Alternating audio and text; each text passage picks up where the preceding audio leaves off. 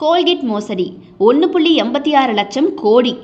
இது பார்த்தீங்கன்னா நிலக்கரி ஒதுக்கீடு ஊழல், அது போக கோல்கேட் ஊழல் அப்படின்னு சொல்லுவாங்க. 2012ஆம் ஆண்டு UPA, அதாவது இந்திய காங்கிரசினுடைய சார்பு கட்சியாக இருக்கக்கூடிய அரசாங்கம் ஆட்சியில் இருந்தபோது நடந்த அரசியல் ஊழல் தான் இது. 2004 மற்றும் 2009ஆம் ஆண்டுகளுக்கு இடையில 194 நிலக்கரி தொகுதிகளை சட்டவிரோதமாக ஒதுக்கீடு செஞ்சதுக்காக முக்கியமாக இவங்க மேலே குற்றம் சாட்டப்பட்டுச்சு.